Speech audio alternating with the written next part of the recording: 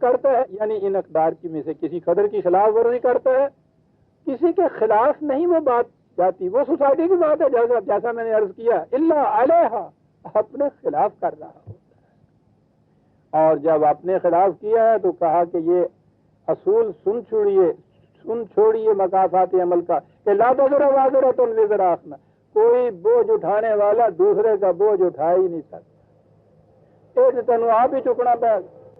6/165 ایک اور ریفرنس 17/7 ان احسنتم لانفسکم وان اسأتم فلہا، ذات کو تقویت بخشنے والے حسن کارانہ انداز کے کام کرو گے تمہاری اپنی ذات سنورے گی، اس کے خلاف یہ کچھ کرو گے اس کی تباہی واقع ہو جائے۔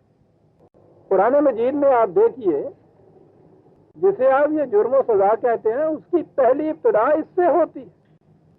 سوسائٹی کے جرم میں آپ دوسرے کا نقصان کرتے ہیں، قرآن کہتا ہے ٹھیک ہے ثانوی چیز ہے، لیکن وہ کہتا یہ ہے کہ الذین خسروا انفسہم 6/20 6/20 اس کے نقصان کی تلافی تو شاید آپ روپے دے کے کر دیں، پیسے دے کے کر دیں، معافی مانگ لیں، یہ جو نقصان تمہارا اپنا ہو گیا ہے اس کی تلافی کون کرے گا؟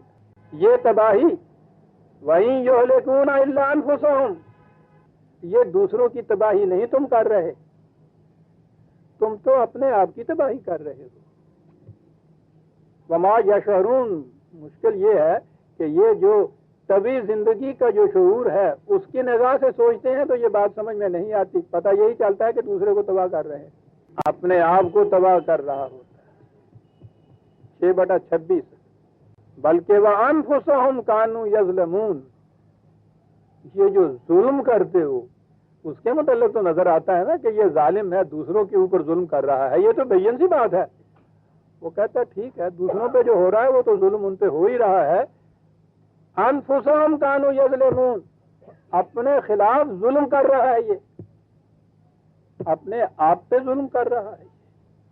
اس بنیاد کو سامنے رکھیے عزیزان، اور پھر آپ قرآن کا جو نظام ہے عدل کا، احتساب کا، جرائم کا، قانون شکنی کا، اس پہ نگاہ ڈالیے، آپ دیکھیے کہ اس میں یہ جو محسوس سزا ہے اس کی تو حیثیت ہی ثانوی رہ جاتی ہے، بلکہ یہ جسے آپ قانون شکنی یا جرائم کہتے ہیں، اگر معاشرے میں یہ کیفیت ہے اس ایمان والے لوگ بستے ہیں معاشرے میں جرم ہی نہیں ہو سکتا۔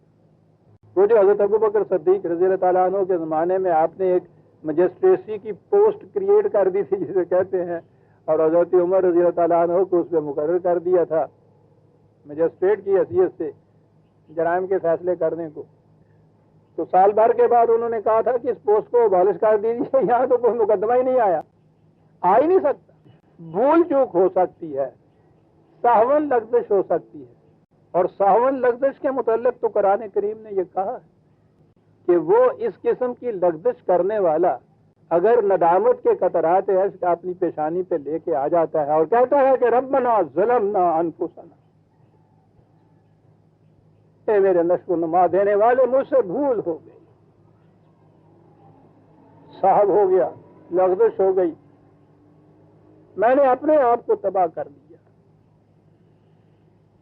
مجھے بتا کہ میں کس طرح اس نقصان کی تلافی کرتا ہوں۔ تو قرآن نے یہ کہا ہے جسے آپ جہاں تمدنی زندگی کی عدالت بھی کہتے ہیں، اس میں قرآن نے کہا ہے کہ اگر اس کیفیت سے مجرم کہیں آئے ٹھیک ہے اس کو موقع دو کہ اپنی اصلاح کرے۔ تابہ و اصلاح، قرآن نے ہر جگہ یہ کہا ہے تابہ و اصلاح، وہ بشری کمزوریوں کا لائسنس دیتا ہے، ہو سکتا ہے کہ لغزش ہو جائے، بھول چوک ہو جائے، لیکن اس کے بعد اگر یہ احساس فوراً آ گیا ہے اور احساس اتنا شدید آیا ہے کہ اس کی نگاہیں نہیں اوپر اٹھ رہی، جھکی ہوئی نگاہوں سے قطرات ندامت سے آلود پیشانی کے ساتھ وہاں آتا ہے اور کہتا ہے کہ مجھ سے غلطی ہو، بھول ہو، ٹھیک ہے۔ اتنی سی بات تو یہ ہو گئی کہ ٹھیک ہے یہ جو پیچھے سرزد ہو گیا ہے اس کو تو جانے دیتے ہیں، وہ اصلحہ، اس کے بعد کہا ہے کہ پھر اسے یہ کہو کہ یہ نگاہ رکھو، اگر یہ بار بار بھول چوک ہوتی چلی گئی تم سے اس قسم کی تو یہ چیز کمزوری پیدا کر دے گی تمہارے اپنے اندر، عزم نہیں رہے گا۔ قرآن نے کہا ہے کہ یہ ہوا اس لیے تھا کہ آدم میں عزم نہیں ہم نے دیکھا تھا،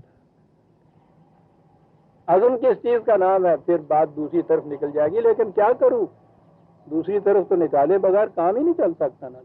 عزم کس کو کہتے ہیں؟ کیوں بھول چوک ہوتی ہے، کیوں کمزوری ہوتی ہے عزم کی؟ یہ جتنا آپ ارادہ یا عزم یہ چیزیں کہتے ہیں، یہ تو آپ کے اس سیلف، اس خودی، اس نفس کا فیصلہ ہوتا ہے۔ میں وعدہ کرتا ہوں آپ سے کہ یہ بات آپ کی میں کر دوں گا۔ یہ میں کون ہے جس نے یہ وعدہ کیا؟ یہ میں آپ کے جسم کا تو نام نہیں ہے، آپ کی زبان نے وعدہ نہیں کیا، آپ کے ہاتھ نے یہ نہیں کچھ کیا، یہ کیا ہے؟ میں ہے نا۔ تو جب آپ وہ وعدہ پورا نہیں کرتے، یہ کیوں نہیں کرتے؟ اس لیے کہ اس وقت یہ میں جس نے کہا تھا میں کروں گا، وہ میں نہیں رہتی، اس وقت کوئی اور میں ہوتی ہے۔ یہ جو میں کی تبدیلی ہے، یہ انسانی خودی یا نفس کی کمزوری ہوتی ہے۔ یہ جو نشو و نما یافتہ، پختگی یافتہ میں ہوتی ہے، اس کی پہلی نشانی یہ ہوتی ہے کہ اس میں تبدیلی نہیں ہوتی، وہ میں رہتی ہے۔ آج بھی وہ میں ہے، 10 سال کے بعد بھی وہی میں ہوگی۔ ٹھیک ہے، میں نے ہی یہ آپ سے کہا تھا، میں نے ہی یہ کیا تھا، میں ہی وہاں تھا۔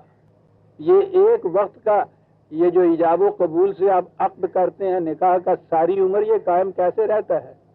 وہ ہوتی ہے نا وہ میں جس نے یہ کیا تھا، ساری عمر وہی رہتی ہے۔ تو جب ہوتا ہے نا، اگر وہ میں نہ رہے تو قصہ ختم ہو جائے۔ یہ جو میں کا اس طرح سے وہی رہنا ہے، یہ ہے میں کی پختگی کا ثبوت، دلیل، سند۔ کوئی رہے، کوئی شخص جو بار بار وعدہ کرے، بار بار پھرتا چلا جائے، ویسے بے اصولہ پن آپ کہہ لیجئے، وعدہ خلاف آپ کہہ لیجئے، یہ الفاظ ہیں۔ اصل چیز یہ ہے کہ اس کی میں کی پختگی نہیں ہوتی۔ پختہ میں تو بدلتی ہی نہیں، وہ ایک جیسی رہتی۔ یہ ایک فکرے کے اندر وہ برگسونین ہے جنہوں نے یہ چیز وہاں کہی ہے، چینج لیسنس ان چینج۔ اس تغیرات کی دنیا میں عدم تغیر، وہ کہا انہوں نے کہ اس کا نام ہے میں۔ بڑی عمدہ ڈیفینیشن ہے۔ اور خود برگسان تو یہ کہتا ہے کہ we change without ceasing to be. حالات کی تبدیلیاں ہوتی ہیں لیکن میں ویسے ہی برقرار رہتی ہے۔ وہ جو میں نے کہا تھا کہ جب دودھ کے اندر ملا ہوا یہ کریم مکھن کا پیڑا بن جاتا ہے تو پھر وہ سارا دن پانی میں ڈالے رکھو، اس کو پانی بدلتے رہو، دوسرا پانی ڈالتے چلے جاؤ، وہ بیڑا اسے تو رونا اس طرح ہی رہتا ہے گا، کیونکہ وہ دودھ کا مکھن پک گیا ہے، پختگی آ گئی ہوں اندر، وہ نہیں بدلتا۔ اور اگر یہ نہ ہو، وہ دودھ کے اندر ہی ہو، تو پھر جو مرضی پانی جا پائی جاؤ، اسی طرح وہ بنتا تو رہ جائے گا۔ ہر آن بدلنے والا جو شخص ہے، یاد رکھیے، معاشرتی نقطۂ نگاہ سے کوئی لفظ اس کے لیے آپ استعمال کر لیجئے، قرآنی نقطۂ نگاہ سے یہی کہیں گے کہ اس کی میں، اس کا نفس، اس کی سیلف، اس میں پختگی نہیں آئی ہوئی، خام ہے، اور اس کا نام کیریکٹر ہے۔ عزیزان من، یہ کیریکٹر لیس کون ہے؟ جس کی اس وقت میں کچھ اور ہے، شام کو کچھ میں اور ہے۔ وہ تو اس حد تک آگے جاتے ہیں، یہ کہانی لکھتا ہے کہ رات کو سوتے وقت آپ تہیہ کرتے ہیں کہ میں صبح 4 بجے ضرور اٹھوں گا، حتیٰ کہ آپ بعض اوقات الارم بھی لگاتے ہیں۔ وہ کہتا ہے یہ الارم لگانا بھی جو ہے، یہ بھی ناپختگی کی نشانی ہے تمہاری، اپنے آپ پہ تمہیں بھروسہ نہیں ہے، اس لیے خارجی سہارا ڈھونڈ رہے ہو نا۔